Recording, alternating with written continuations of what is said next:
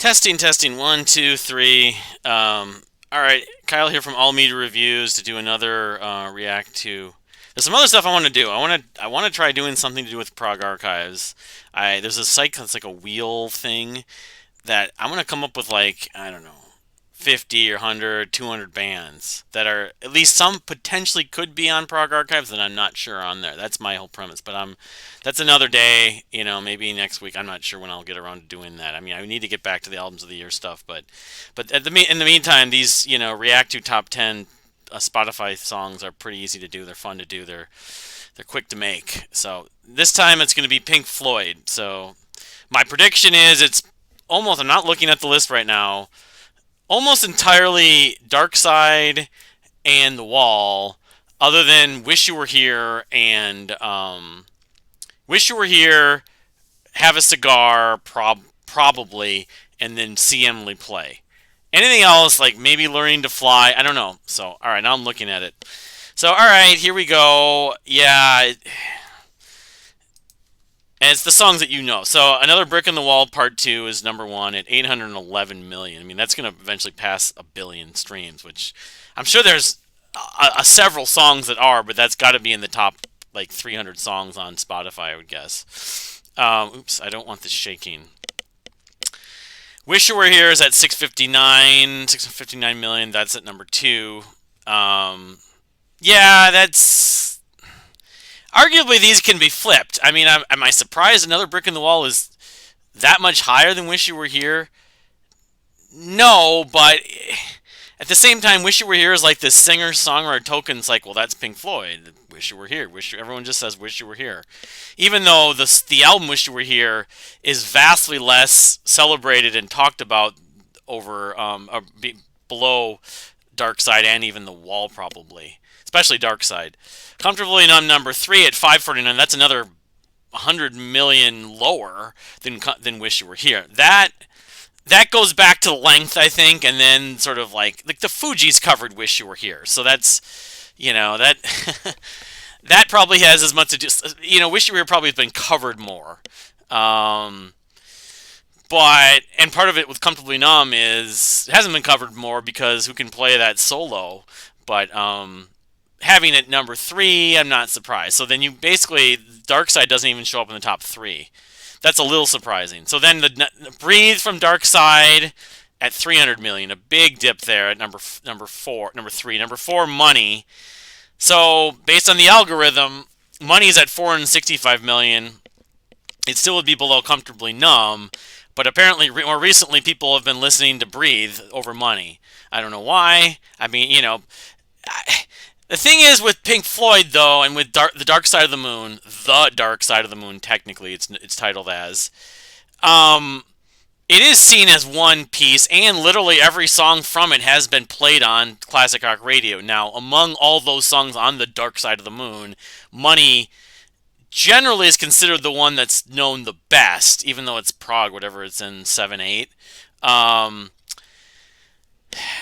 But that being said, I guess more people are listening, like they're probably starting Breathe, the very beginning of whatever the first or second track off The Dark Side of the Moon, and so then they stop, so they only get that far. Like I'm having my kid or having my nephew listen to it here. You just listen to Breathe. You didn't get around to the rest of the record. Whereas the people that end up going back to it or, Money from they heard on the radio or it's in some movie or something or commercial. So, Great Gig in the Sky, 256 million is a big, it's like half, and Time. Now, among these four, to me, Time is the one I wish was the most streamed, and it would leapfrog over the Great Gig in the Sky, even though the Great Gig in the Sky is the one I believe with, all the female vocal harmonies and stuff like that. I could see that maybe being used for stuff like meditation therapy, just as an isolated track, but it's not a standard per se. If you want to call any of the songs on the Dark Side of the Moon standards, whereas Time and Money pretty much are.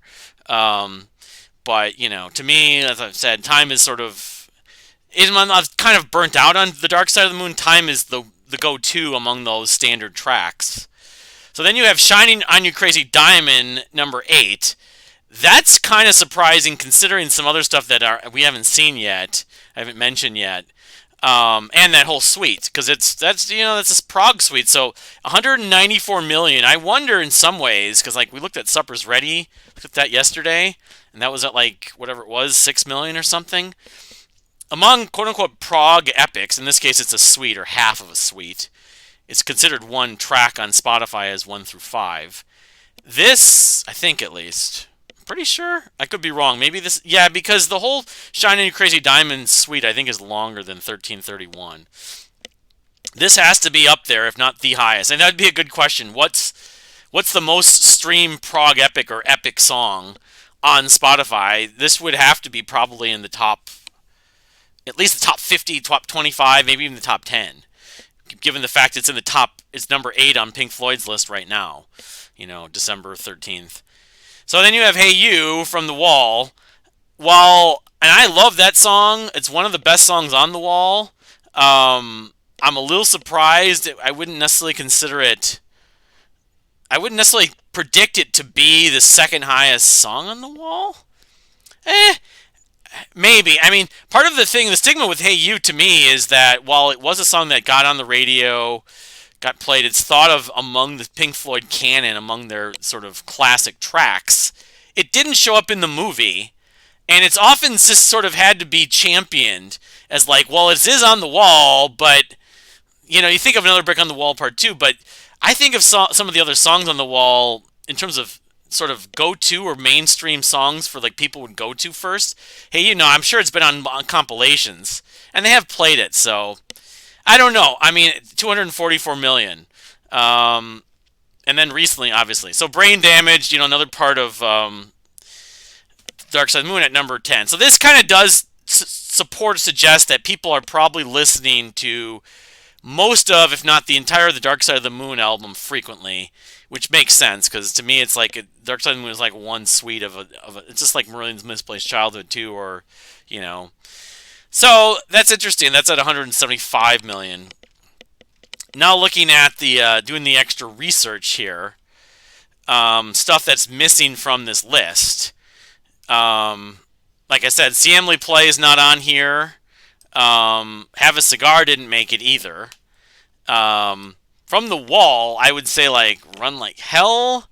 Young Lust is another one that's pretty often mentioned. I'm thinking, I'm like, yeah, the thing is, like, nothing from Momentary Lapse, or not even Learning to Fly. So, like, how many streams does a remix? How many streams does Learning to Fly have? 4 million. Yeah, well, I mean, by some standards, that would make, like, the yes list, but it wouldn't, well, I don't know if it made the yes list, but, or how many streams, well, I was thinking, like, among stuff on the Division Bell. The Division Bell, unfortunately, doesn't have like that sort of signature track. It just has a lot of really good tracks. I mean, I would say like Coming Back to Life and why am I missing something on here? High Hopes, Coming Back to Life are kind of probably the two that I think of. I think there's a song missing on there. See, this says 53 million. Oh man, so Coming Back to Life, in terms of total streams, could be on the list as people haven't been listening. Lost for Words is my go-to. That's at 41. Well, people have been listening to, in the history of Spotify at least.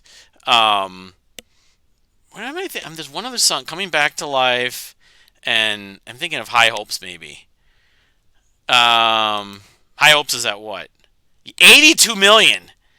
See, that's one that's definitely a flaw in that. So, all right. So, looking at the rest of their catalog, the stuff that you maybe think could make the top 10. Mother was, more of a fans base. 113 million. Yeah, I mean, so what's Young Lust have? Or what's Run Like Hell? I'm 99 million for Young Lust. What about Run Like Hell? Yeah, Goodbye Blue Sky would be one of my other go-tos. In the Flesh is another favorite of mine. I don't know. Run Like Hell though is 62 million. I'm surprised. I think it would be higher than that. Let's see here. Goodbye Blue Sky. That's my go-to. It's only 77 million. I mean, it's higher than some, but not To me, that's like top 2 or 3 on the record, and it's not obviously in terms of total streams. In the Flesh, the opening track, how many does that have? 62 million. So someone's gonna listen to the whole album. They have like 62 million people have listened to the whole album. Thin Ice. Let's just look at some others. So obviously nothing from Animals. None of the. Again, it goes to the prog thing and the time thing. 52 million for Dogs. Should still go to the next one. Pigs, 3 different ones. Was at 54 million. So Animals are in the 50 millions, which, pales compared to some of these, because you have 811 million for Another Brick in the Wall part 2. And Sheep is the catchiest one, and that's only 37 million. That has the hook. Let's see here. And let's see, Have a Cigar. I gotta believe it's triple digits millions. Yep, 137. So that's another one.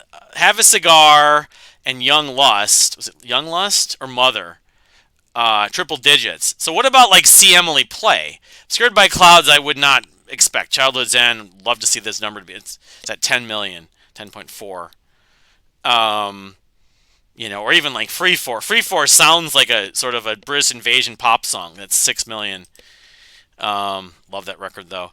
Yeah, like Fearless, the hipsters play a lot. What is that at? 57. So that's pretty high for an earlier Floyd track. Echoes the Epic. What's that at? 35 million. See, so the Sign on Your Grave Diamond Suite is like way higher than that. One of These Days is another live staple. 41 million. So let's just see here. Adam Hart, I expect Summer 68, which I adore. Only 16 million. The Sweet, maybe. Sweet would be the other one that, I love every track on this record, but that's at 10 million. But I'm curious about the Sid stuff. I mean, Nile Song, yeah. Set the Controls for the Heart of the Sun. Remember a Day, most well-known song on Saucerful. But, See Emily Play isn't. I gotta look on the singles section. Bike might be the most well-known song. I haven't even heard of that. That's at 81. Oh, it's at 8 million. The Piper reputation is huge, but I guess when it comes down to it, people aren't necessarily listening to Piper. Astronomy Domine, only at 20 million. Well, that's much higher than Bike. Flaming's one of my other go-tos on this. Let's just look at the singles. I haven't been looking at the singles list because that's maybe more indicative of it. High Hopes, yeah, that's right here. Take it. They don't. So is See Emily Play not on here? I didn't even realize that. Have a Cigar. Looked at that already, didn't I? Yeah, 1 through 6. Yeah, see, okay. Sorrow. I didn't look at anything other than Learning to Fly. Huh. Let me just do a quick search just to be certain about this. That's kind of bad that we don't even have See Emily Play. Yeah, they do. Okay, so it was under something else, like a compilation. And that's at 29 million. Huh. I would, and Arnold, let's see, Arnold Lane. Arnold Lane was another early single. That was at 17. Yeah, I guess, okay, so in conclusion, if I'm going to come up with any kind of conclusion here on the Pink Floyd list, it's following suit with the Genesis and Yes to an extent. However, they have at least a few different tracks that would... Well, actually, I'm looking at the numbers. I thought the numbers were a little bit lower. Part of it is Pink Floyd is this massive name. If I did the Beatles, I suppose it would be even higher. And so thinking of, this song's had 150 million streams, but it's still not high enough to crack the top 10. It'd have to be 175, 200, something like that. But it is consolidated to really just, it's only 2 albums. That is the scary thing. And, 3 albums. And you only have Wish You Were Here as the only track that's not from those 2 albums, really. So if you're like, well, you want to hear some Pink Floyd for the first time, well, you may as well just listen to Dark Side or selections from Dark Side and The Wall. So, but yeah, so that's and look at the number of listeners total, 18 million listeners. That's another statistics to kind of sort of be curious about. So, yeah, and the prog epics thing would be interesting if I did the research. I could come up with like the top 50. I could go like a list of 50 or 30 prog epics. Just look at them and just say, okay, how many? So what's the most streamed prog epic? Do people actually? How many people actually stream epics on Spotify? So. But anyway, that's about it for this Pink Floyd react to the top 10 songs on Spotify.